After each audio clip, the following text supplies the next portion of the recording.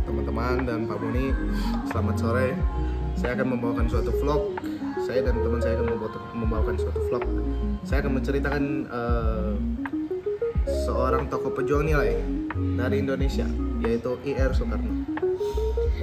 Ya, I.R. Soekarno atau yang lebih dikenal dengan Bung Karno ini lahir pada 6 Juni 1901 di Surabaya ya teman-teman. Sejak kecil ia telah menunjukkan ketertarikan yang mendalam terhadap dunia pendidikan dan kemerdekaan. Pengalaman-pengalaman yang membentuk jiwanya dimulai ketika Indonesia masih dijajah oleh Belanda, dan beliau menyaksikan langsung kesulitan yang dialami oleh rakyat Indonesia. Dalam pandangannya, kemerdekaan adalah harga mati yang harus diperjuangkan teman-teman dan Pak Boni. Bung Karno memandang bahwa penjajahan Belanda dan segala bentuk ketidakadilan sosial ekonomi harus diberhentikan. Ia melihat bahwa perlawanan terhadap kolonialisme bukan hanya soal melawan bangsa penjajah, tetapi juga tentang memperjuangkan hak asasi manusia, kebebasan, dan kesejahteraan rakyat Indonesia. Lalu ada juga proses perjuangannya. Dalam perjuangan Bung Karno ini menghadapi berbagai hambatan yang luar biasa teman-teman. Salah satunya adalah ketidakpercayaan dari pihak penjajah terhadap gerakan perlawanan rakyat. Selain itu, beliau juga harus berhadapan dengan tantangan internal, yaitu kurangnya kesatuan di kalangan para pejuang kemerdekaan dan ketegangan antar golongan yang ingin mendirikan negara dan ideologi yang berbeda-beda. Pada masa awal perjuangan, Bung Karno seringkali dijebloskan ke dalam penjara dan oleh Belanda. Namun hal ini tidak memadamkan semangatnya.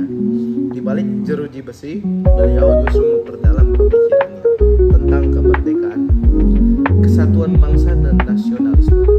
Bung Karno memanfaatkan waktu di penjara untuk menulis, belajar, dan berdiskusi dengan para pemikir lainnya, termasuk pemikir-pemikir yang berafiliasi dengan gerakan kemerdekaan lainnya.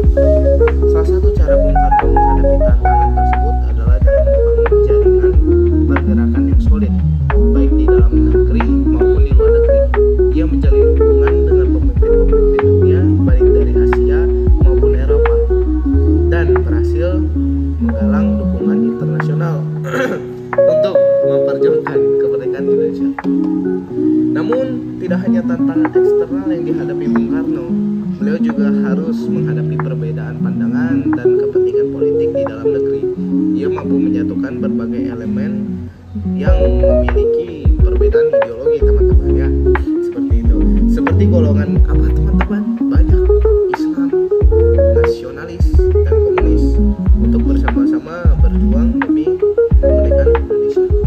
Sekian dari saya teman-teman. Masih ada lagi penjelasan dari teman-teman saya.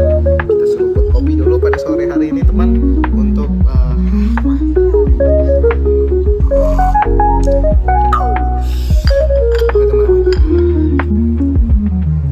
Ya, jadi saya ini akan menjelaskan mengenai dampaknya untuk saat ini.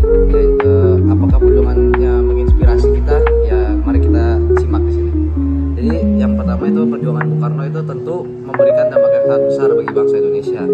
Selain menjadi proklamator kemerdekaan Indonesia, Soekarno juga memainkan peran penting dalam pembentukan dasar negara, yaitu Pancasila, yang masih digunakan dan menjadi dasar kehidupan bagi berbangsa dan bernegara di Indonesia ini. Nilai-nilai yang terkandung dalam Pancasila seperti gotong royong, keadilan sosial, dan keberagaman menjadi landasan bagi kehidupan demokratis dalam multikultural di Indonesia.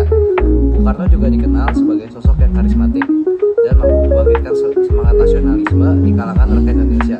Melalui pidato-pidato yang penuh inspirasi, beliau mendorong rakyat untuk tetap tegar dalam menghadapi segala bentuk penjajahan dan ketidakadilan. Perjuangannya tidak hanya memerdekakan Indonesia, tetapi juga mengejarkan nilai kepemimpinan, persatuan, dan keberanian dalam menghadapi tantangan. Kini, setelah lebih dari setengah abad setelah kemerdekaan Indonesia, perjuangan Bung Karno pun tetap hidup dalam setiap jiwa rakyat Indonesia. Banyak pemimpin dan pejuang kemerdekaan yang terinspirasi oleh semangat beliau, serta nilai-nilai yang dibawa oleh Pancasila dalam membangun Indonesia lebih adil dan makmur. Boleh lanjut, silakan Om, jelaskan. Kematian, dibunuh atau karena hal lain. Soekarno menghabiskan masa-masa terakhir hidupnya setelah tidak lagi menjabat sebagai Presiden Indonesia. Setelah peristiwa G30 SPKI pada 1965, kondisi politik di Indonesia semakin memanas. Bung Karno akhirnya dipaksa untuk melepaskan jabatan presidennya pada 1967 dan digantikan oleh Soeharto.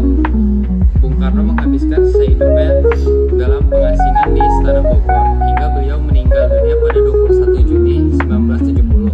Penyebab kematiannya adalah penyakit yang dideritanya, bukan karena pembunuhan atau aksi kekerasan.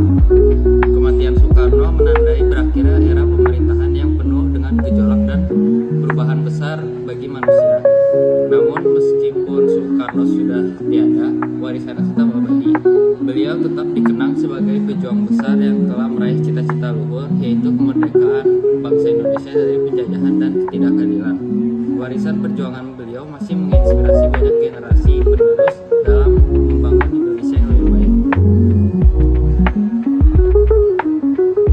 Ya, jadi kesimpulan yang kita dapat sehabis kita melihat perjuangan Soekarno itu adalah perjuangan nilai yang sangat mendalam dari Soekarno sendiri, yaitu kemerdekaan, persatuan, dan keadilan sosial.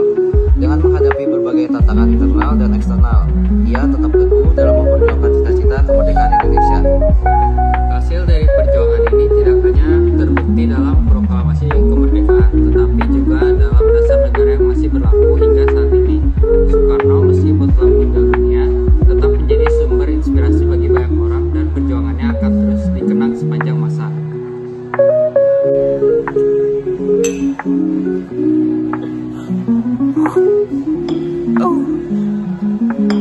Cukup sekian vlog dari kami bertiga. Begitulah perjuangan dari IR Soekarno dengan juga kesimpulannya. Semoga bisa menjadi hal yang berguna bagi kalian.